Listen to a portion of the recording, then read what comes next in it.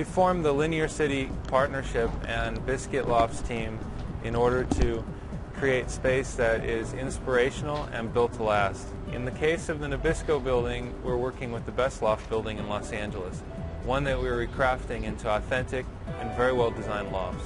Linear City originally ventured into the traditional artist loft district around Traction and 4th, and then the concept morphed and we looked further east and found here in the neighborhood between 6th and 7th an inventory of some unique buildings. And I think what we've been able to establish between Toy and Biscuit is the prospect for having a neighborhood where previously there was simply industrial use.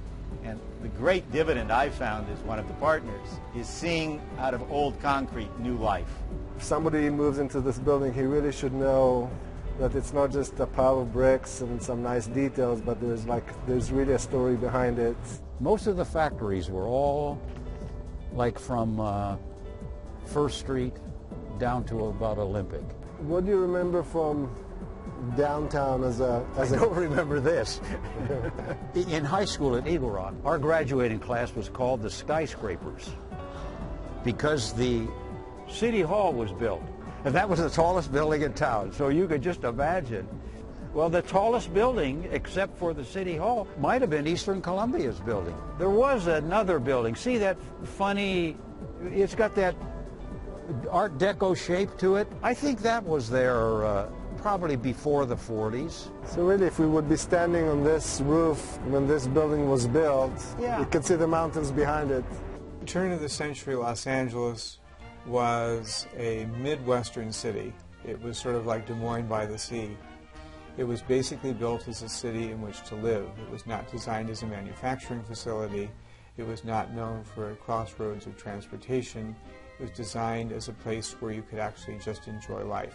When William Mulholland brought water to the city in the 19-teens, it became obvious to the city fathers we needed a larger downtown. What you had in the mid-20s was a move toward a much more modern city and complete demolition of the Victorian city that we had from the 19th century. They basically sterilized the downtown into an office, shopping, industrial model, which it's had basically for the last 80 years. Having a branch of the National Biscuit Company in town would certainly have been a plum because it was a well-recognized brand name and one that was respected. I think NBC took tremendous pride in the fact that they built a first-class industrial structure in an area that had a lot of buildings like that, but not nearly as well appointed as that one is. This one is one of the few that is so incredibly well built that there's not a single crack in it. It is now in its 3rd cycle of reuse, basically. It was a factory, a cookie factory, albeit, but it was really an industrial, very, very heavy-duty industrial building. It became a garment district building, where basically a sweatshop for dozens of years. And now it's being recycled for the 3rd time as residential lofts. The highest and best use of a lot of buildings in downtown Los Angeles is residential. So on the west side of the building, there'll be a large park area with a pool. We're planning to also work on the street here a fair amount, hopefully turn it into a one-way street going this way, plant trees along both sides. The inspiration is sort of a piazza, sort of a semi-public, semi-private space. Roughly 15 units that have private gardens. So you kind of have a private patio in the front, the mezzanine up here, and then another penthouse, and then a garden. And then along the front of that, you could just keep going up another stair that cuts across, takes you to the roof. And on the roof, there's a new structure that's kind of a penthouse for the unit. Most of them will have pretty nice views of the skyline. First of all, everybody says wow, because we have this 30-foot ceiling heights. And this is where the old ovens of the factory used to be. In fact, the ovens were 3-story high, huge, monstrous pieces of steel. So now this volume was left here, and we were struggling of really how to use the space. We were going to put in a floor here, but create openings in the roof and add another level on the roof. So the upper level is going to be a 2-story volume, where I'm standing right now, we had 3 huge steel tanks which were used for the sprinkler system of the building. And what we ended up doing is connecting this space to the space below, in fact turning it into a 3-level penthouse with 360 degrees views. And I'm just curious to see who is this going to be, this one-of-a-kind person who's going to live here. We found out that this is the original hardwood floor of the building, which at the time was 1 inch thick. But today, when somebody wants real hardwood floor, all he gets is 3/4 inch. So that used to be the standard at the time. It's a good kind of a sample of, you know, how we kind of lost 25% of our quality. So they dropped from 1 inch to 3/4 inch. But the fact that it's 1 inch, it basically saved the life of this floor, because we can easily shave off of 1/8 of an inch, and this floor is going to look in most cases like it was installed yesterday. At the 1925, they didn't have the machinery to create the big I-beams, so they basically assembled all these rivets are basically plates of steel attached together. It's just unbelievable. You know, this is like 1, 2, 3, 4, 5 plates of steel. We're trying to salvage as many bricks as we can. We're going to find a place to basically reuse the bricks within the context of the building, probably in the landscaped area around the pool, cladding things. The amazing thing is, like, there's like about 5 different standards of brick here. So we use one type for the exterior wall, one type for the interior walls. Then the staircases have a typical brick.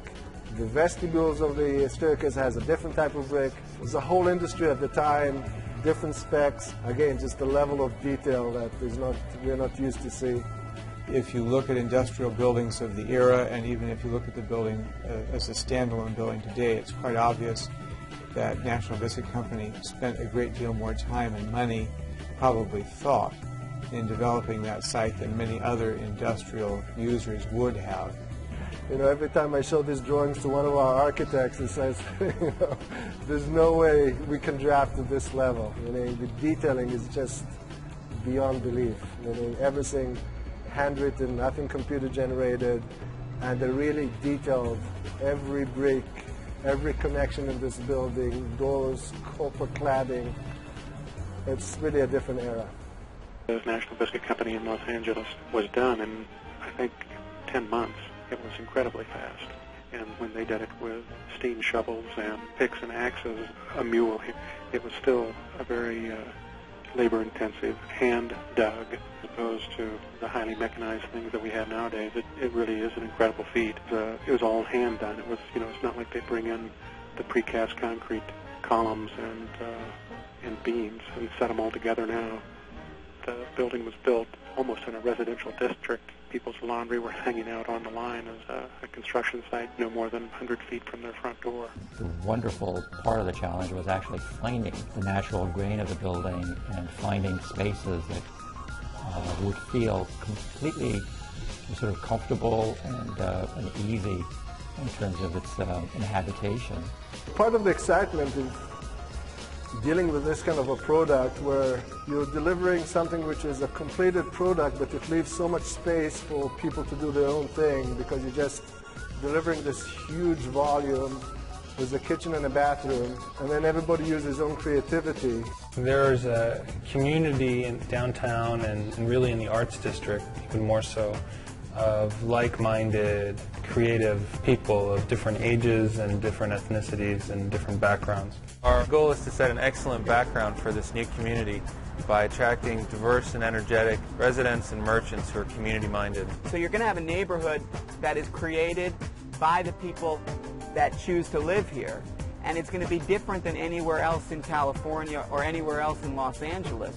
The people that they are coming in this area are creative people, and they are perfect for our concept and our idea. The concept of my line is to work in the history of the denim, but to have an eye for the future. I feel like that is exactly the same thing that is happening here, that is about old buildings. The work that is done on the building is to design the building with a sense of the future. And so it's very similar. That's why I feel this place is our home.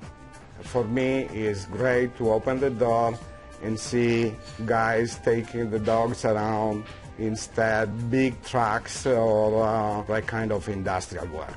Well, this is what I consider the heart of the Arts District, just the old Al's Bar and where Future Perfect Gallery used to be. And I mean, it was interesting reading last week where Las Vegas is now trying to do an East Village or a Village thing in Vegas. So I you know, we have the makings of a natural one here. When I got here, I took a look around and you could kind of feel it had an energy that was ready to sort of grow on itself, kind of like Abbott Kinney. There's people that are seeing the same thing I'm seeing and saying, wait, this is a really urban part of town. This is where I want to spend my evenings. You know, this doesn't feel suburban, and I think people are starting to finally feel like that's maybe what people want. It would be a bit grandiose to claim that we had the vision to create this neighborhood. The reality is we had the good fortune to find the historical structures who told us what was appropriate for this once desolate area. The toy factory, the biscuit company, will be a logical and organic outgrowth of what was once a vital manufacturing district, and will, through the transformation and adaptive reuse, become a vital neighborhood of nearly 350 residential properties, which has, to this point in the history of Los Angeles, been sorely lacking. We formed the Linear City